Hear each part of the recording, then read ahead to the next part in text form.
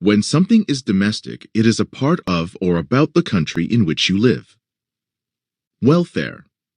If someone looks out for your welfare, that person makes sure you are healthy and happy. Posterity. If you think ahead to all the people who will be alive in the future, you are thinking about posterity. 2. Articles. The 7 articles of the Constitution explain the branches of the U.S. government. They tell what those branches can and cannot do. In the United States, the people run the government. Americans have the right to vote. When they vote, Americans choose the people who will work for them in the government. The articles divide the U.S. government into 3 branches. Each branch has different powers. No one branch can become stronger than the others. This is called a balance of power. Every branch is equal. The articles allow people in government to keep all Americans safe. They say that the government can build an army and a navy to guard the country. The executive branch. This branch is made up of the president, the vice president, and the people who help them do their jobs.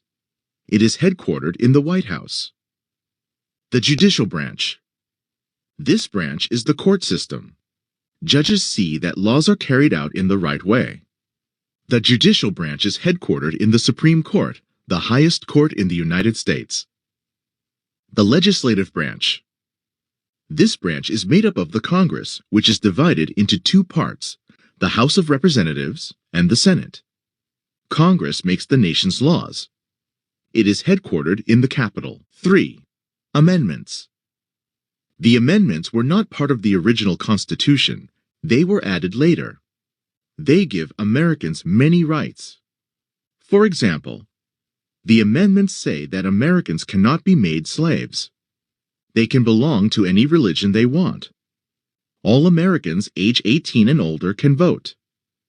Since it was signed in 1787, the Constitution has been